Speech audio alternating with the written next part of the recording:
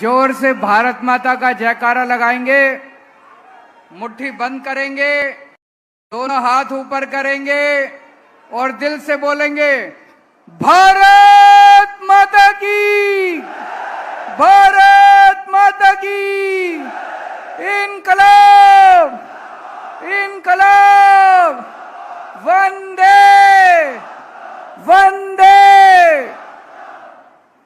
आज छत्तीसगढ़ के कोने कोने से आए हुए इतनी भारी संख्या में सभी भाइयों बहनों, माताओं, बुजुर्गों, बच्चों, आप सब लोगों को मेरा नमस्कार, सबको मेरा प्रणाम। मैं देख रहा हूं पीछे तक, जहां तक नजर जा रही है लोग ही लोग हैं, पीछे भी, इधर भी, इधर भी। इतनी भारी संख्या में, इतनी धूप में, कई कई घंटों का सफर तय करके आज आप लोग इतनी भारी संख्या में आए हैं। मैं आप लोगों का तहे दिल से बहुत बहुत शुक्रिया अदा करना चाहता हूं। दोस्तों, मैं सोच रहा था अभी बैठा बैठा,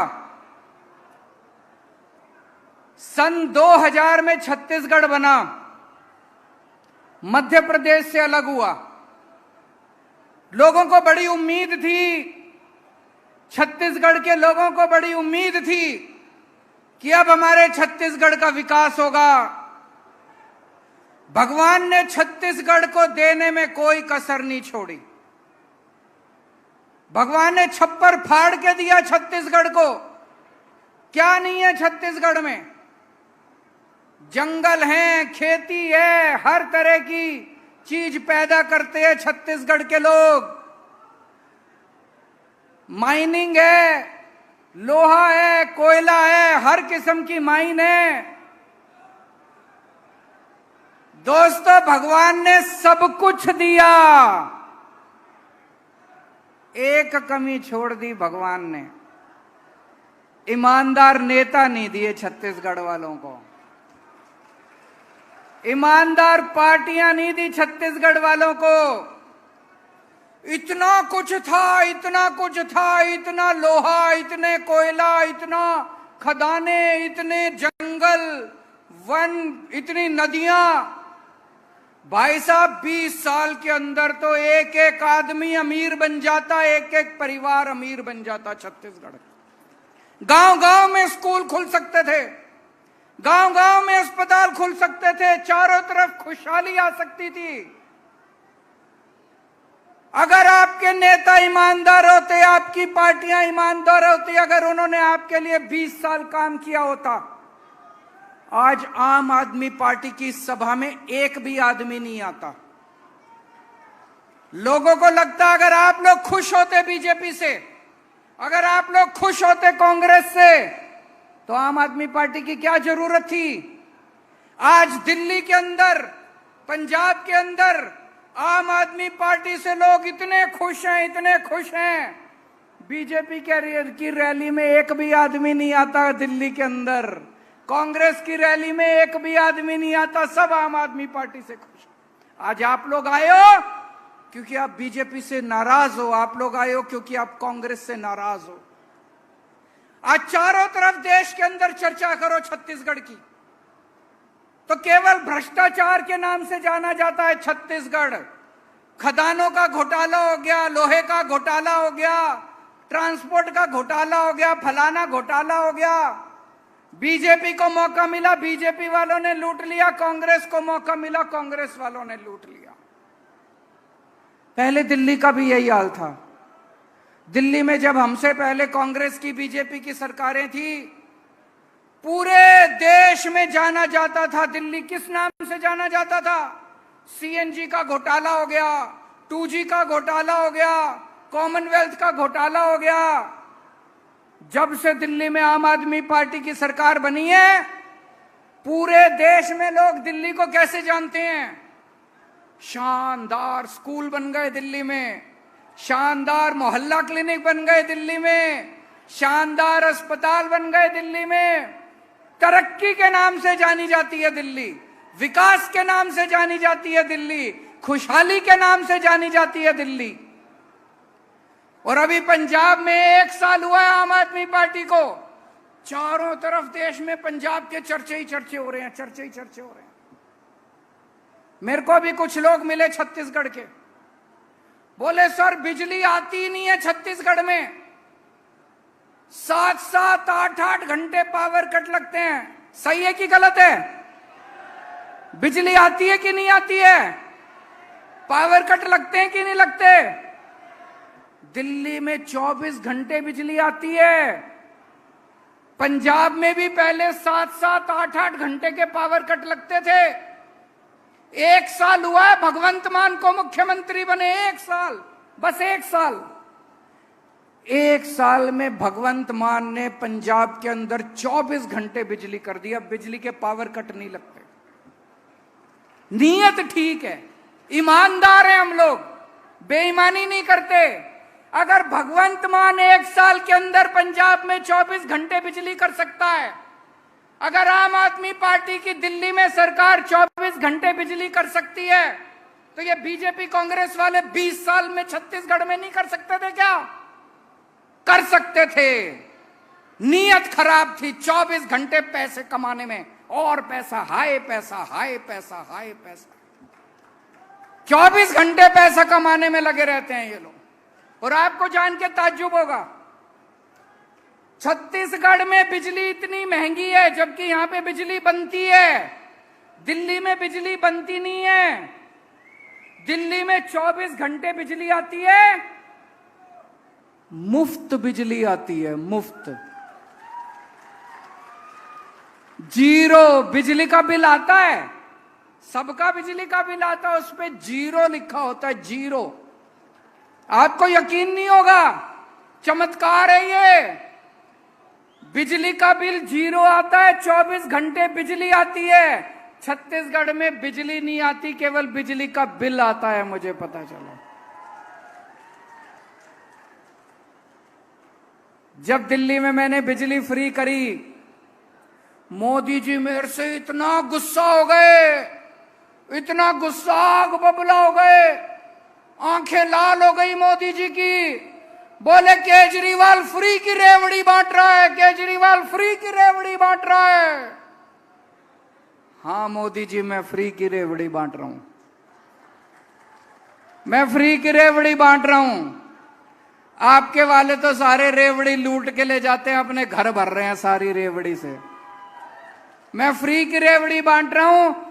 दिल्ली में मैंने हर दिल्ली वाले के हाथ में, हर दिल्ली वाले के हाथ में 7 फ्री की रेवड़ी रख दी।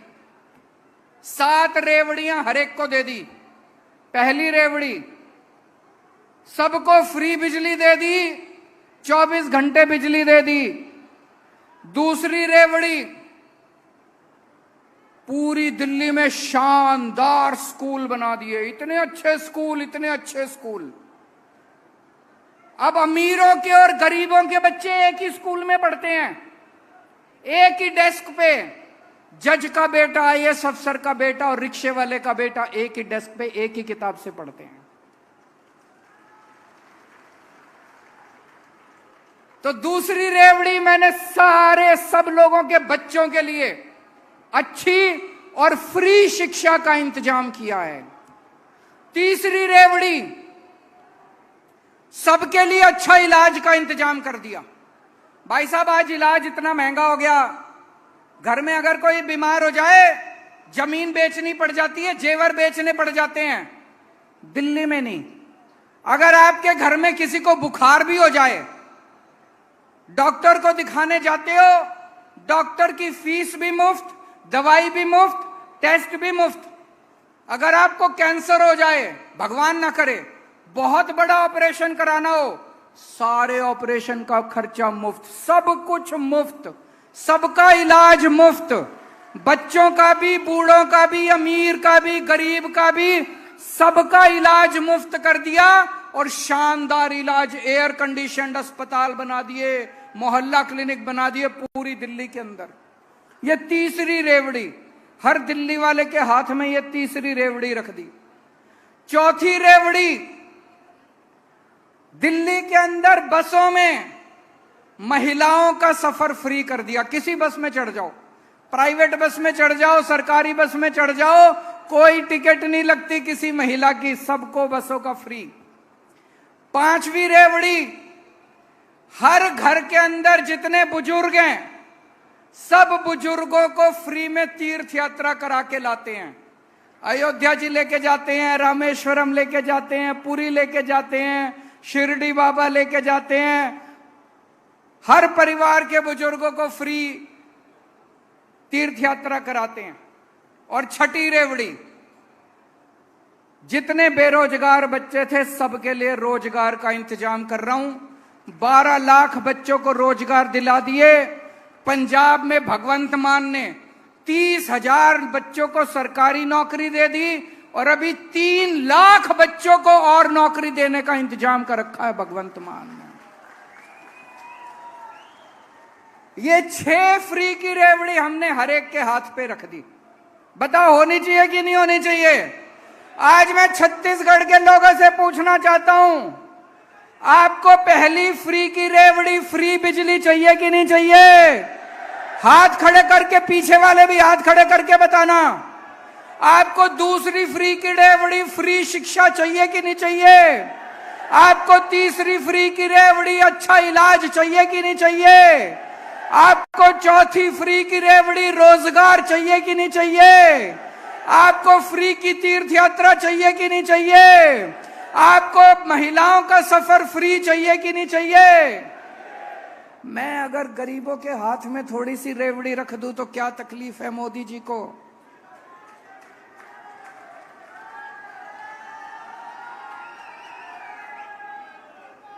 आज चारों तरफ इतनी महंगाई कर रखी है मोदी जी ने, इतनी महंगाई। महंगाई है कि नहीं है? घर का खर्चा चलना मुश्किल हो रहा है, तनख्वाह बढ़ी नहीं, आमदनी बढ़ी नहीं और खर्चे बढ़ते जा रहे हैं। सब्जी महंगी हो गई, आटा महंगा हो गया, दूध महंगा हो गया, हर चीज महंगी होती जा रही है। कभी सोचा महंगाई क्यों हो रही है? कभी सोचा महंगाई क्यों हो रही है? अपने आप नहीं हो रही। मोदी जी ने इतना टैक्स लगा दिया, इतना टैक्स लगा दिया, आजादी के बाद इतना टैक्स कभी नहीं लगा था। दूध पे टैक्स लगा दिया, छाछ पे टैक्स लगा दिया, कभी नहीं लगा था दूध पे टैक्स, छाछ पे टैक्स कभी नहीं लगा था। लस्सी पे टैक्स लगा दिया, चाय पे टैक्स लगा दिया, कॉफी पे टैक्स लगा दिया, तेल पे टैक्स लगा दिया, आटे पे टैक्स लगा दिया, चावल पे टैक्स लगा दिया, हर चीज पे टैक्स लगा दिया। और टैक्स भी कोई थोड़ा मोटा नहीं। पेट्रोल यहां पे छत्तीसगढ़ में क्या भाव है? 102। पेट्रोल 102 रुपए लीटर है। अब पेट्रोल का भाव 57 रुपए है और 45 रुपए उसके ऊपर टैक्स है। 1 लीटर पेट्रोल 57 रुपए का आता है, 45 रुपए टैक्स। बताओ लूटेंगे क्या? अरे यार 57 रुपए का पेट्रोल है, 4 रुपए टैक्स ले लो, 5 रुपए टैक्स ले लो, 6 रुपए टैक्स ले लो, 45 रुपए टैक्स।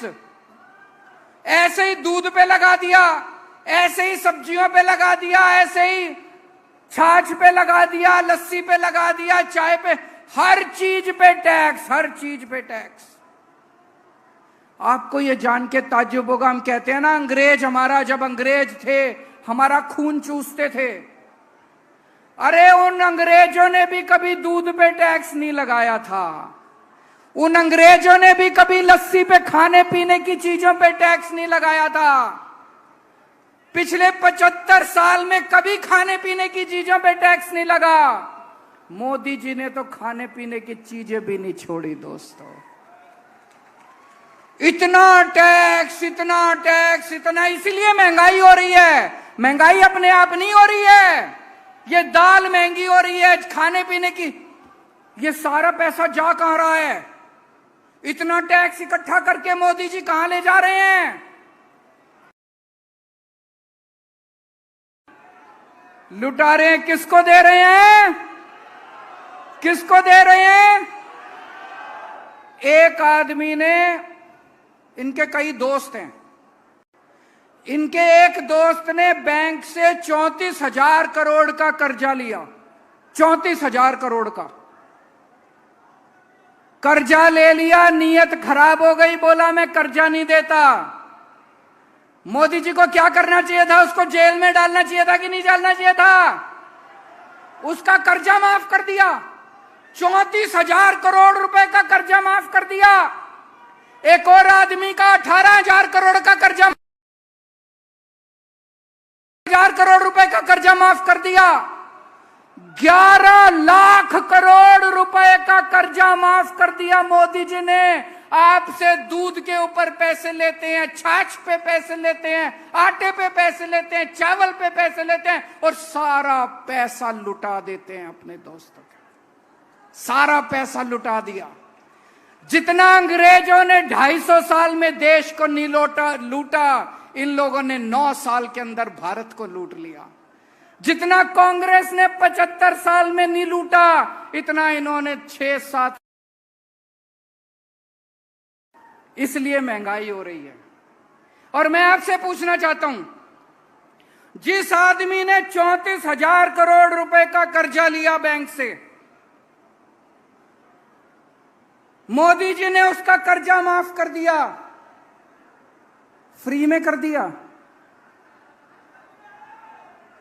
मैं पूछना चाह रहा हूं, फ्री में कर्जा माफ कर दिया?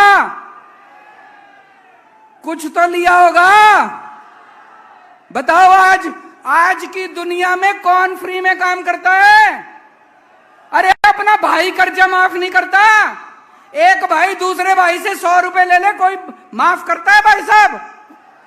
अपने माँ बाप को कोई नहीं पूछता, भाई को कोई नहीं पूछता, बच्चों को कोई नहीं पूछता। तो इतना 11 लाख करोड़ रुपए कर्जा माफ कर दिया, कोई फ्री में कर्जा माफ कर दिया क्या? तो बेईमानी करे मोदी जी और जेल जाए मनीष सिसोदिया। वो मनीष सिसोदिया बेचारा एक मास्टर का बेटा है। उसने दिल्ली के गरीबों के बच्चों को पढ़ाने के लिए स्कूल खोले, शानदार स्कूल बना दिए। आज दिल्ली के गरीबों के बच्चे, रिक्शे वाले मजदूरों के बच्चे डॉक्टर बन रहे हैं, इंजीनियर बन रहे हैं, वकील बन रहे हैं।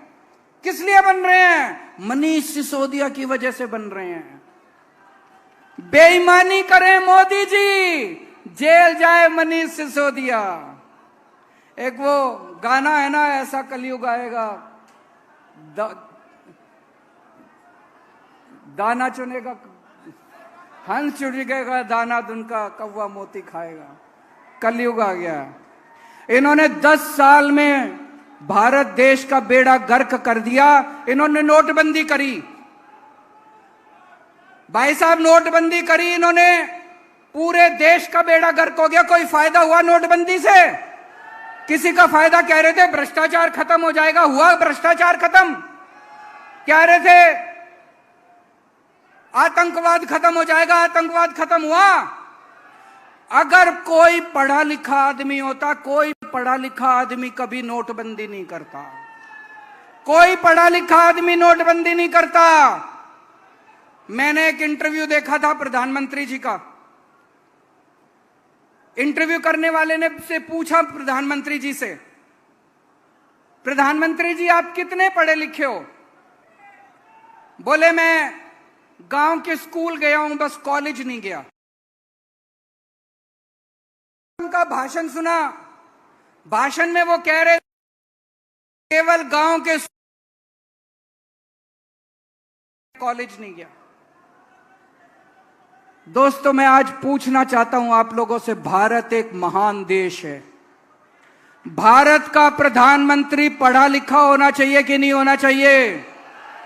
क्या एक अनपढ़ आदमी भारत की अगुवाई कर सकता है?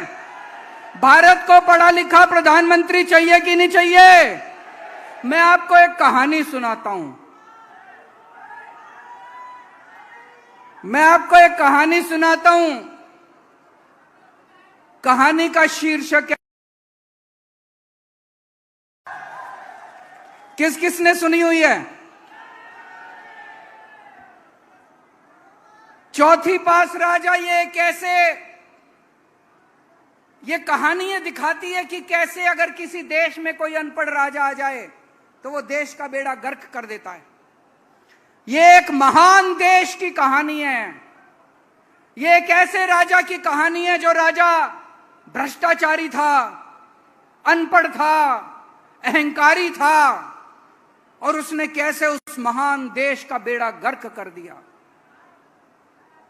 एक महान देश था, बहुत महान देश, बहुत पुराना देश। उस देश के एक गांव में, एक गरीब परिवार में एक छोटे बच्चे ने जन्म लिया। परिवार बहुत गरीब था।